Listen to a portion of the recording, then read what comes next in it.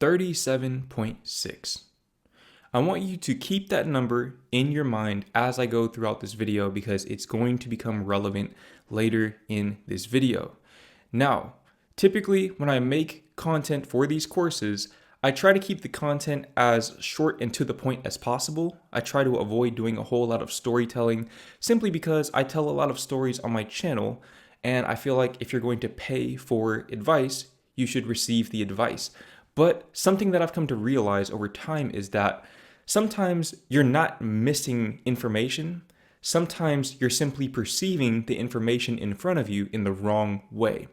And so in this video, I want to take a little break from the just advice giving thing, and I want to tell you a story that will hopefully shift your perspective on your current situation. Because if you're watching these videos, if you're watching the course content and you're really paying attention, the chances are you are somebody who doesn't really have a whole lot of options when it comes to dating. And I was once in your position. When I was 21 years old, going on 22, I started making some good money on YouTube for the first time in my life. And I'm going to teach you how to make money the way that I was making money on YouTube in the YouTube Mastery Secrets section, so you can just stay tuned for that. But I was making good money on YouTube, and I decided to reward myself by getting my own apartment, a nice apartment at that. As a matter of fact, I moved to a relatively wealthy suburb of Dallas, Texas, this city called Allen. Now, when I moved to this city, as a matter of fact, when I signed the lease for my apartment, I was fresh out of a relationship. I think I signed the lease maybe a week before my relationship ended, and then I moved into the apartment a few months after my relationship ended. So I'm living in this apartment, and mind you, I'm fresh out of a relationship, so I wasn't really looking for any potential dating candidates. That wasn't really on my mind when I moved to this place. So I didn't take into account the possibility that maybe there wouldn't be a whole lot of options in that geographical area. So after a few months of me living there, I reached a point in life where I started to feel ready to put myself back out on the market again, the dating market, that is.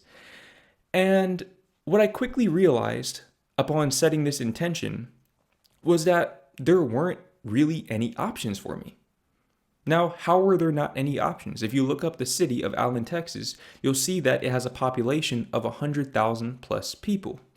Well, most of those people are either older, so we're talking 35 and up, or they're school aged, so they're 17 and younger. I was in my early 20s, so there weren't really a whole lot of people within my age range that I could have potentially dated. As a matter of fact, the median age in Allen, Texas was 37.6. Remember that number from the beginning of the video? 37.6. When I found this out, my heart dropped. It dropped into my ass because basically what I was seeing in that number was I saw a future, a foreseeable future, in which I would remain single. There was basically not much I could do because I was limited in terms of my options in that geographical location. And if you go on Google Maps and you look at Allen, Texas on a map, you'll see that it's kind of isolated from most other places in the Dallas-Fort Worth area. It's at least a 30-minute drive without traffic to Dallas itself.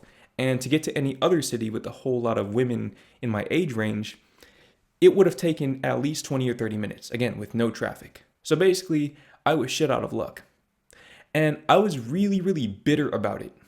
I was very bitter about it. As a matter of fact, if you were watching my channel around this time, around mid-2022, you probably remember me complaining about this because it was such a big bother for me. I felt like I had finally made myself somebody who was dating material, and now there weren't any options. And I tried to rectify the issue by getting on dating apps because I felt like that was the only way that I could meet women. And even on the dating apps, there weren't really a whole lot of women. I realized, wow, in Allen, there are really just not that many women in my age range. I might have fucked up by moving here. And so I had to sit with that reality every day in my apartment. The fact that I was not going to meet somebody, or at least the likelihood that I was going to meet somebody in my age range, was exceedingly slim. And even if I did, if I met them, let's say over the summer, they'd probably have to leave to go to college once the school year came back around. Because Allen is the kind of place, again, it's a wealthy suburb. It's the kind of place where pretty much everyone goes to college. Everyone is getting a higher education.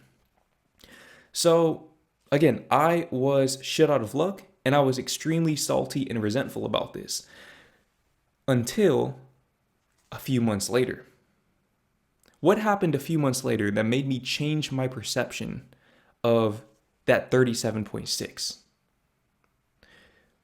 What happened was I ran out of options, and that forced me to see the option that was actually right in front of me the whole entire time, which was my friend. You see, up to that point, I had had this friend who lived overseas, and we had basically had an ongoing conversation, an ongoing dialogue for the better part of 4 years up to that point. So we had been in contact, in constant communication, at least monthly communication through text for over 3 years, almost 4 years. And I never saw her as a viable option because, just like I mentioned in the previous video, I didn't see long distance as being something that I would ever do. So I completely negated the idea, the potential possibility of ever getting with her in any capacity beyond platonic friendship. But because I literally had no other options, I don't want to say I got desperate, but I started to see that, hey, maybe it's possible that there could be something to this, because now that I think about it, through all of the bullshit that I've dealt with these other women, she has been a stabilizing force in my life.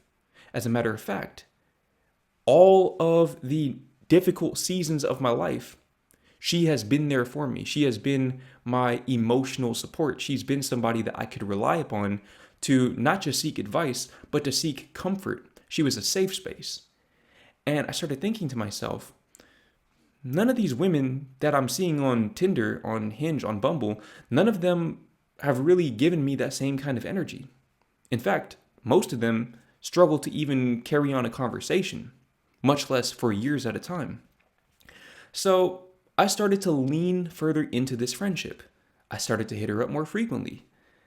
And eventually, that turned into voice notes. Our messages got so long that we started sending voice notes back and forth. So now I'm getting a chance to hear her voice for the first time. And that turned into videos. I would send her videos of myself talking instead of texting her back. And eventually that turned into phone calls. And once we started talking on the phone, the rest was history. And over 2 years later, I am now living in her country. At least at the time of me filming this. I'm living in her country, we live together, and we have been dating ever since the end of 2022. Why am I telling you this story? The reason why I'm telling you this story is to drive home the point that you think that your lack of options is a curse, when in all actuality, it's a blessing. Instead of thinking about the darkness that you're experiencing, in terms of your dating life at least, as something to shy away from, maybe embrace the darkness so that you can better see the light. Because when you're in a dark room, especially a very dark room, a pitch black room, you can see the slightest spark of light. The slightest spark of light, you'll see it, you'll spot it, you'll notice it. And for me, it took me being in that dark room in Allen, Texas, with that 37.6 median age, for me to see that spark that had always been there, truthfully. And once I spotted the spark, I was able to use that spark to ignite a full-blown flame, which powered the plane that brought me from Texas to the Netherlands to live with my girlfriend. If you lack options, understand that that is a blessing, not a curse. Shift your perspective, Stop feeling sorry for yourself. Or if you do feel sorry for yourself, then find a way to express that negative emotion, maybe through your art, maybe through journaling or through therapy, or in the coaching sessions themselves. Because again, we do have the weekly coaching sessions. Find a way to vent all of that so that you can start to see your situation with a little more clarity. Because for me, in my case, once I surrendered to the reality of my situation, which was that, listen, I'm just not going to find a woman in my age range in this city. I'm just not going to find them. This is the reality. This isn't a limiting belief. This is the reality. Once I accepted that and I got off of the dating apps and said, I'm going to allow the right person to show up in my life at the right time. I'm going to lower my standards for the how and the when while upholding my standards for the who. Once I developed that mentality, I basically became unstoppable. I deleted the dating apps, and as a matter of fact, prior to me doing that, something I forgot to mention was that in talking to women from the dating apps, there was a time when I was basically in, I want to say 3 or 4 different talking stages at one time, which I'll elaborate more on what the talking stage is and what that entails and how to navigate that in the next section. But basically, I was talking to all of these different women at one time, and from Friday to Sunday morning, so Friday night to Sunday morning, less than 48 hours, all of them ghosted me, all at the same time. I thought there was something wrong with my phone.